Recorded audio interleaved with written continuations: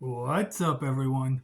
Welcome back to the channel and welcome to my review of Armageddon 2008. This show was awesome. We are back with these reviews. We started with All Out, or All In, and then last week 24/7 did Bash It in Berlin. So now we're back once a week with these reviews for a while until we get burned out and need another break. But yeah, I'm here with Armageddon 2008. So without further ado, got the pen and clipboard.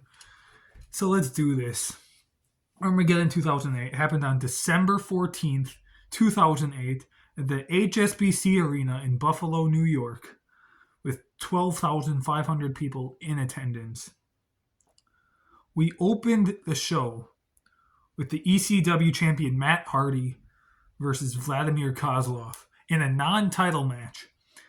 It's so weird because it's a non-title match because apparently Vladimir Kozlov never competed on ECW before this match.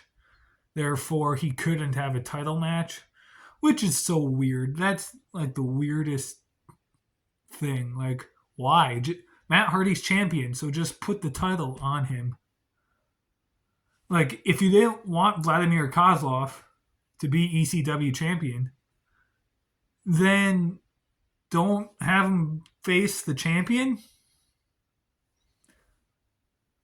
Or have him face the champion but lose, which is another thing here.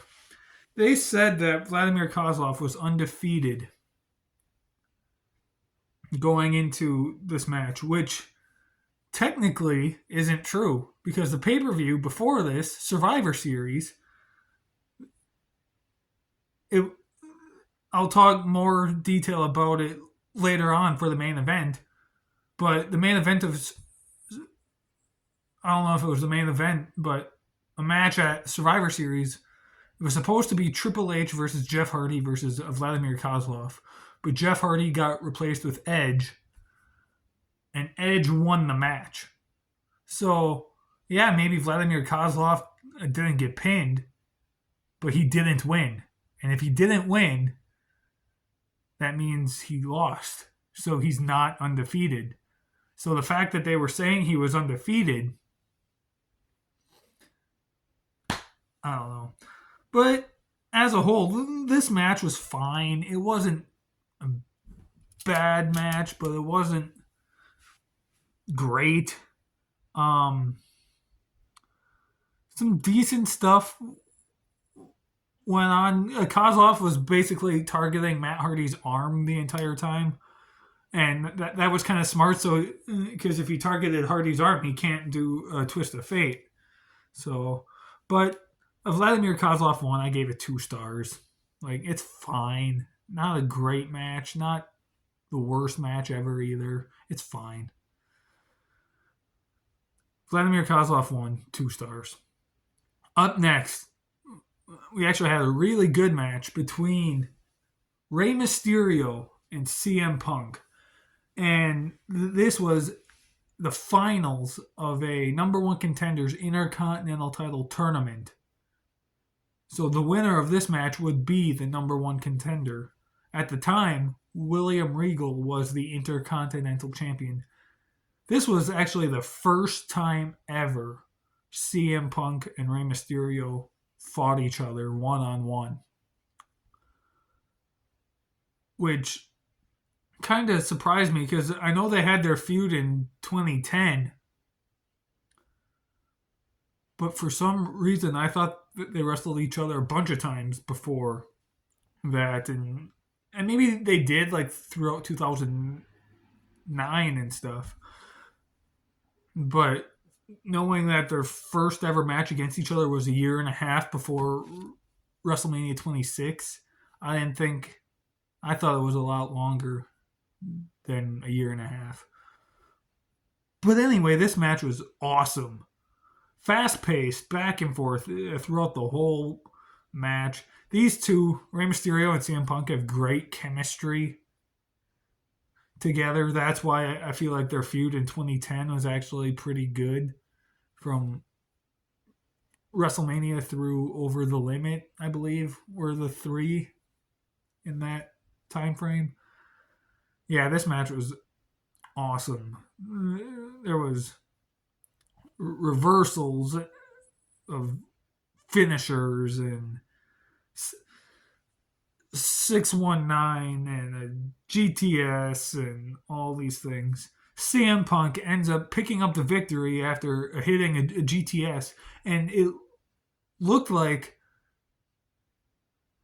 he kind of messed up and broke Rey Mysterio's nose because on the pinfall, or after the match even, it showed Rey Mysterio was bleeding. And so my guess is, because he wasn't bleeding throughout the whole match, so my guess is that on that final GTS, Ray, I don't know if he like broke his nose on Punk's knee or what happened, but that's how Mysterio got busted open. But yeah, so much happened in this match, and it was fairly short. It was only about 12 minutes, which it's not the shortest match on a show, but it's not the longest either. It's longer than the first match, but I liked it. Punk wins. I gave it 4 stars. It was awesome. Bunch of reversals. It was fast paced. The entire match was pretty fast paced. It was awesome. I liked it. 4 stars. Up next, we had a Belfast brawl between Finlay and Mark Henry. I believe this was only the second Belfast brawl match in history, and maybe the last one, because unless they had another one on either Raw or SmackDown after this, I don't recall there being another one on pay-per-view. So, yeah, Finlay versus Mark Henry. And earlier in the show, Finlay had a backstage interview, and Hornswoggle was there. Finlay told Hornswoggle that he should stay backstage and just watch because the Belfast Brawl could be too dangerous, and he didn't want Hornswoggle to be out there. And there actually weren't as many weapons involved as I thought there would be. A couple of kendo sticks, some trash cans, the steel steps, and a shillelagh. And that's about it. I thought there would be more. The match was fine, though. It was fairly short. It was like 9 minutes, I think. Which I guess ain't super short, but shorter. For this type of match with weapons, you want a fairly longer match. And yeah, but at one point, Finlay pulls out a bunch of trash cans. Tony Atlas, this was around the time Tony Atlas was Mark Henry's manager. Tony Atlas hits Finlay in the back with a trash can lid, and Finlay basically no-sells it, turns around and just stomps Tony Atlas in the face. So I thought that was cool. And then at one point, Mark Henry grabs Finlay's shillelagh and breaks it in half. And then Hornswoggle eventually does come out. He's climbing up top to do like a tadpole splash, and Mark Henry throws Finlay into the turnbuckle, knocking Hornswoggle off. And then he crawls under the ring. And then later on, the finish, Hornswoggle comes out, throws Finlay another shillelagh. Finlay grabs it, whacks Mark Henry in the head with it, and that's how Finlay picks up the victory. I gave the match 2 stars. It was fine. I feel like the Belfast Brawl that they had at WrestleMania 24 with JBL was better than this one. This one I didn't care for so much. Like, it's not horrible. Some cool spots here and there, but I feel like if they had more time, it could have been a lot better of a match. Moving on, Batista versus Randy Orton. Nothing on the line here, no titles, nothing. This match was awesome. At the time, Randy Orton was with The Legacy, but Ted DiBiase was taken out, so it was only Cody Rhodes and Manu. Who the heck remembers Manu? I do. Early on in the match, them two get involved and start beating up Batista, and then the referee kicks him out. Very early on. This is under 5 minutes into the match. And so, yeah, very early on that happened. Randy used a sleeper hold a couple of times in this match, and that was kind of cool to see because at the time, and even now, Randy Orton doesn't do very many submissions. And so the few rare times that he does, it's kind of cool to see. And I love a good submission hold every now and then if it's used at the right time. And coming from Randy, a guy who doesn't do a whole lot of submissions, doing a sleeper hold, that was kind of fun to watch. I liked that. But then the finish, Batista was in the corner. Or no. Someone was in the corner. I think Batista was in the corner. Orton was up on the ropes hitting Batista, and then Batista just picks up Orton, walks forward to the middle of the ring, kind of turns around. Batista bomb. Batista picks up the victory, wins the match. I gave it 4 stars. It was awesome. I enjoyed this match quite a bit. Best match on the show up to this point. It was even better than Mysterio and Punk. And I gave that match 4 stars as well, but I liked this one a little bit better. This match was awesome. The next match, however, was not so awesome. An 8 Diva Santa's Little Helper tag team match. We had Kelly, Maria, Michelle McCool, and Mickie James versus Victoria, Natalia, Maurice, and Jillian Hall. And the reason it's called a Santa's Little Helper match is because it was around Christmas time and they were all wearing Christmas outfits. The match was like 4 minutes long. It was boring. I didn't write very many notes. Kelly, Maria, Michelle McCool, and Mickie James pick up the victory. I gave it 1 star because there were worse things that happened in this Divas era at this time. And so, because this wasn't as bad as those, I gave it 1 star. The aftermath to this match was terrible, though. The Great Khali came out trying to do his Khali kiss cam with one of them. It was going to be with Michelle McCool, but she's like, hell no, and left. And so then we just had Mickie James, Maria, and Kelly in the ring. And then out comes Mae Young, and Great Khali kisses Mae Young. Stupid. And nothing against Mae Young, but that angle was just stupid. I always thought the Khali kiss cam, even as a kid back in the day when I would watch it back then, I always thought the Khali kiss cam was kind of stupid. So, yeah. Moving on, though, to something even better. The World Heavyweight Championship match between the champion, John Cena, and Chris Jericho. So this match started, or this feud started, I guess we gotta go way back to SummerSlam 2008. John Cena fought Batista, picks up the victory, but in that match, John Cena broke his neck. He needed to be out for some time, have some surgery. And then Super Cena comes around, recovers from his neck surgery in 3 months.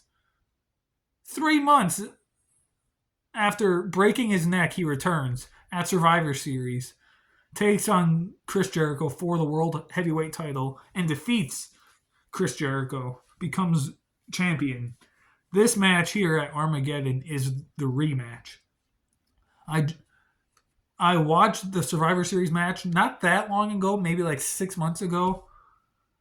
I do think that match is better than this one, but this one I still like. Some pretty good stuff in this one. Frequent back and forth action. There was a cool move where both men were on the apron, and Chris Jericho runs and does a diving bulldog off the apron to John Cena onto the steps. I thought that move was kind of cool. The way they were reversing things, they make it look so easy because the reversals, they were nice and smooth, like nothing went wrong. Reversing moves, like there's a moment where the finish, John Cena's teasing an STF, but Jericho reverses it into a Boston Crab. And the way he did it was just so smooth. Nothing went wrong. It's just like turns around, gets the Boston Crab in, and I'm like, that was so cool how that happened. Just so smooth. Like nothing went wrong. It's just he made it look like it's the easiest thing to possibly do, and it probably isn't. But that's how Chris Jericho made it look. And that goes to show how good Chris Jericho is. And say what you want about Chris Jericho today in 2024 in AEW. At the end of the day, he's one of the greatest of all time in the history of pro wrestling. You can't deny that. He is so awesome. And to me, this era of Chris Jericho, 2008, suit and tie, heel, bad guy Jericho, this is the best version of Chris Jericho we've ever had. Or one of them anyway. I know it's 2016. The list of Jericho was great as well. But to me, this is my personal favorite version of Jericho. 2008 heel bad guy Jericho. But yeah, so then from that Boston Crab, or that Walls of Jericho, John Cena then gets out of that and puts Jericho in the STF, actually locks it in within 25 seconds. Chris Jericho's tapping out. John Cena picks up the victory. I gave it 3 stars. It was a good match. I liked it, but as I stated earlier, their Survivor Series match is a little bit better to me. Maybe this upcoming Survivor Series and the build-up to that, either 24/7 or I will review that one. Who knows? But yeah, this match, 3 stars. And now, the main event for the WWE Championship. The champion, Edge, versus Triple H versus Jeff Hardy. So the build-up. I mentioned earlier in the opening match how at Survivor Series it was supposed to be a triple threat between Triple H, Vladimir Kozlov, and Jeff Hardy. But they announced at Survivor Series that Jeff Hardy had been attacked in his hotel the night before Survivor Series and was unable to make it to the match. So the match wound up being initially a one-on-one match between Triple H and Vladimir Kozlov. Halfway through the match, Vicky Guerrero comes out and says, he's here. And everyone thinks it's Jeff Hardy, and he's actually coming to be part of the match. And it's Edge. Edge makes his return after his last appearance being SummerSlam, Hell in a Cell match against The Undertaker. Edge returned a Survivor Series, enters this match, makes it a triple threat, basically replacing Jeff Hardy. But then Jeff Hardy's there anyway, because then he comes in and attacks Edge and beats him up and gets involved in the match. And I'm like, I mean, it's worth it in the end after what happens here, but like, well, If Jeff was there the whole time, why didn't he just do the match? Now, after watching Armageddon, it makes sense. But at the time, it's like, if he was there, why wasn't he in the match then? But then Edge picked up the victory. The whole build-up then, everyone was saying it was Edge that attacked Jeff in his hotel. And Edge would just deny. Say that he did not do it.